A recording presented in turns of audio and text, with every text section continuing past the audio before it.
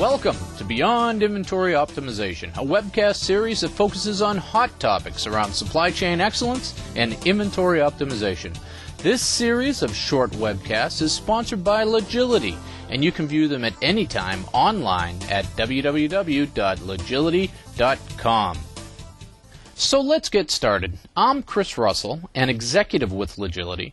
I personally have had the privilege of working with smart supply chain professionals in many industries around the world, and I'm pleased to be able to bring you these special interviews with some interesting and compelling experts. In today's episode, we're going to talk about the many hidden causes of excess inventory. Most companies know they have too much inventory, and they'd like to free up working capital by reducing those unnecessary stockpiles, but they simply don't know the real reasons why all that inventory is there in the first place. So knowing the causes of inventory is a prerequisite to smart inventory reductions and to knowing what the correct strategies are and what you're going to get the biggest bang for the buck from, in a way that doesn't hurt service levels or the company's bottom line. And our guest today is Jeff Pittman. He's a man with over 10 years of supply chain consulting experience at top companies, Fortune 500, in consumer goods, high-tech, pharmaceuticals, many other industries. Jeff's a bright guy. He holds master's degrees in logistics and administration from both MIT and Oxford University. And Jeff can definitely give us insights as to why we need to know more about these mysterious causes of inventory. So, Jeff, I'm glad you could join me today. One of the things we've been talking a lot recently, we've been out in front of executives at fairly big companies, and they ask the question of, how do I impact that working capital that's tied up in inventory?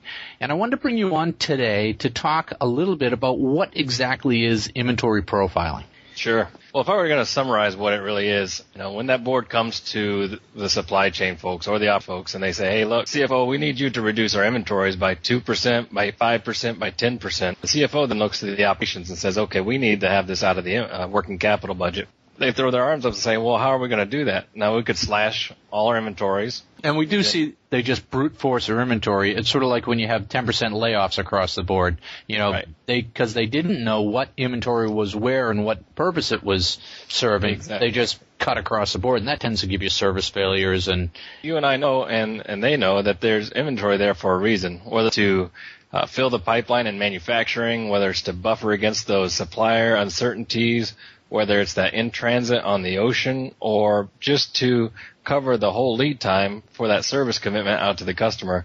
There's a reason why that inventory is there. Any kind of initiative, we have all kinds of initiatives we're thinking about, but which one is the best one? It's hard to tell what the best one is without quantifying the opportunities that are there, and that's what this inventory profiling is all about. Quantifying the opportunities for inventory reductions, because inventory, it might be raw material, it can process, it could be finished goods or some combination of those things. It could be across multiple locations across the globe. It could be there for all types of different reasons, whether it's frequency of production, whatever. So what we need to do is quantify it from a total end-to-end perspective. And we've got some technology that targets that. But more importantly, what I found is when we come in independently, or someone comes in objectively and looks at that inventory across the organization, it's very powerful because the inventory lives in different functions within the supply chain, so it's hard to tease out what it's doing and why it's there. So some of those things you talked about, like you just need enough inventory just so you can produce stuff. It's not like Star Trek where you hit the button and the finished goods materialize. You have to build that, and it takes a certain amount of time, and that time is work in process inventory. You've got buffer inventory for demand variability. You've got buffer inventory for supply variability. And one of those powerful things we do is we come back and say, here's the different piles, and here's how much is in each pile, and here's why. And then, like you're saying, people can target their improvement activity and say, oh, look, I thought it was all about my forecast was bad. That's why I'm holding inventory, but it's not. It's because I have this long firm period in one of my production plants that's causing all this global inventory. So it's interesting. That's exactly right. Now, when we can identify what the piles are, then each one of those has a cause that we can then go impact. And we can quantify how much we're willing to spend to impact those causes. And the thing is when you get into a technology we have in terms of the multi-echelon, end-to-end, you got to take into account all those different complexities of the true supply chain. It's not just, I'm going to run an Excel model and figure this out. The other thing is, once you have the model there, basically everything's quantified. we can then test those hunches. Because supply chain professionals inevitably have hunches. Yeah. Executives have hunches. That's what they get paid for. They get paid for that, and they're specialists in their area. But we want to help them quantify their hunches with different scenarios and actually show side by side what this strategy would be versus that strategy versus this policy change versus this improvement exercise in the manufacturing. And what we'll come up with is a days of supply or days on hand improvement matrix that basically shows us what are the top initiatives, which one are the top ones that we want to impact for the lowest amount of investment. And the fastest bang for the buck. So let's talk a little bit about value. You and I were in a meeting last week. We had this powerful moment where I asked the CFO, I said, if you could say in one sentence what your objective is here, what would it be? And he came back and he said, well, we have to hold ourselves to our competitors' inventory turns, and we have to return money to our shareholders and potentially get money to invest in acquisitions by getting it out of this working capital that we have tied up in inventory and we don't know how to get to. So what's the value there? Well, the value is, here they have business objective, a financial objective. They have initiatives, 15 of them maybe, that they're thinking about. First step in any type of initiative prioritization like this is to figure out which ones are the highest impact.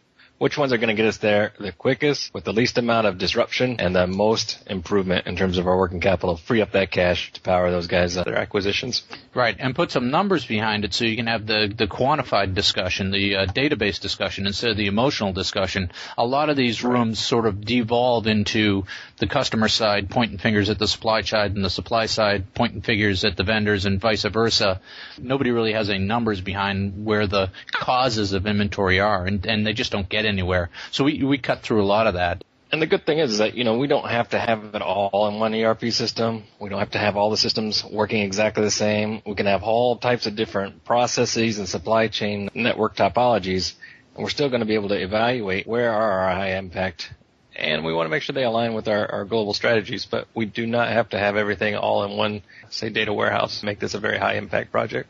So share with me some direct experience you've had with this, where you've gone through this process with a client and come up with some solutions and showed them some value and things that are surprising that causes a client to have a light bulb go off over their head.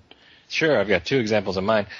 One was recently at a major medical device company. I was working with the VP of supply chain there, and he was getting a lot of pressure from his board and his CFO to basically take his turns and double them. There was a big goal that they set for themselves from that book, Good to Great. And sure, they can set that goal, but now he's sitting there and he has to make it happen. He has to come up with a strategy to get there in 5 years. So he came to us and said, look, we want to know, can we get there? What are the steps that are going to get us there? And then how much is it going to cost us to get there? We did this inventory profiling project, and we came up with a series of steps, quantified steps. Okay, this will get you 5% of the way there, 10% of the way there. And to get all the way there was going to cost much, much more than the actual working capital that they were going to save. But to get 70% of the way to their goal was within a reasonable amount of investment, and some surprising things came out for them. Things like, hey, we have a process over in Europe that are supposed to take 1 to 2 weeks, and that's how much work and process we're supposed to have there. Lo and behold, we've got 8 to 10 weeks. A majority of our goods are sitting out there, and it's kind of the shadow inventory based on some of the policies that aren't codified inside of the ERP system. It's more like tribal knowledge about how they're making their processes work. That was a big area of improvement that surprised us because, frankly, they were looking at other things like, hey, can we reduce the in-transit on the ocean by having more frequent shipments? Right, and just to clarify, what they found was they thought they had this sort of lean flow process in manufacturing where it took a week or two to get through, but what they found was there was an 8 to 10 week inventory buffer there that was sort of like a dirty little secret nobody was talking about. Exactly, and what that is an example of is, hey, we can go in and improve and get more discipline around that process and have a pretty big improvement without a lot of investment. The other things that we found there were that their piles were mismatched with what the actual flow of uncertainty and demand were across the different raw materials, work in process, and then the finished goods. And there were some service level pieces that they needed to address. So, I mean, the whole series of things come out, and they had some strategies they want to evaluate, and that's what we did for them, and quantified each of these things that they could improve. So you said you had two examples. I'll put you on the spot and see if I can make you remember the other one. Sure. The other one was a technology company we had, a client we had, and they came to us and said, look, we've just acquired this major audio division for $500 million, and we're going to beef it up to about $2 billion of revenue per year. With that, we need to streamline the supply chain and get our inventory levels under control as we grow. So okay, let's profile some of the different types of speakers and things like that, different qualities, characteristics with different supply chain flows. We quantified, okay, if we were able to manufacture everything in Asia, what does that look like, and then ship it over? What if we were to take this semi-finished good, bring it into Mexico, then put the big component on it, bring it into the States that way? And then what if we actually did some assembly in the States? What would that look like? So it's a series of scenarios and strategies. So we evaluated that, and there were some differences. But the surprising thing that came out of that particular exercise is, hey, look, we've gone through this profiling, and look at this big chunk of inventory that's due to these long electronic component lead times, 16, 18 weeks of lead time, with some uncertainty on that service over in Asia. And it turns out that there's a series of service agreements you can get with these Asian suppliers, bronze, silver, and gold. Yeah. They were using a lot of bronze level suppliers, and we could quantify, okay, what if we were to go to a gold level supplier who has a 2-week lead time with a lot of certainty around that? Well, that reduced their inventory drastically, and it showed that, hey, we could actually enter into this agreement that's going to cost a little bit more on the procurement side. But net, it's going to save the company a lot of money, and it's going to be a much more streamlined supply chain and more reactive to the market changing conditions as they grow into this $2 billion company. Yeah, and that highlights a couple of great points that I run into, or we run into all the time.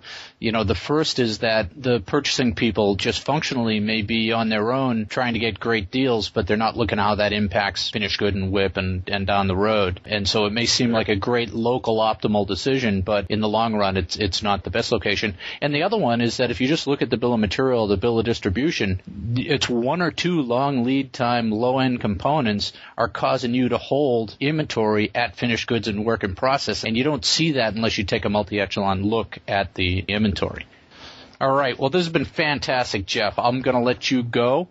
And inventory profiling, very powerful tool to figure out what your strategy should be around working capital and moving forward as a company.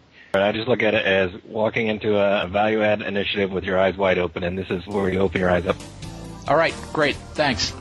Okay, folks, so that's a wrap on this introduction to the causes of excess inventory, or inventory profiling, as we like to say. I hope you gained some useful perspective on how to solve this mystery of why all these piles of safety stock and other kinds of inventory actually came to exist in your supply chain, and also got some ideas on how to set strategy to address those. Because it's like they always say, you have to diagnose before you prescribe, and this is an excellent diagnostic to understand across a multi-echelon supply chain why this inventory exists, what the causes are, and then how to target the solutions. Okay, that's it for this episode of Beyond Inventory Optimization, sponsored by Logility, a leader in collaborative supply chain management solutions with over 1,250 customers worldwide and climbing. Logility's Voyager Suite provides comprehensive supply chain management from demand and transportation planning to warehouse management, from S&OP planning to inventory optimization. We hope you'll take a look at Logility's website, download some of our white papers on various supply chain topics, and see how inventory optimization can free up working capital, reduce inventory, handle uncertain demand with confidence, and raise your customer service levels while actually cutting supply chain costs. Just go to www.logility.com.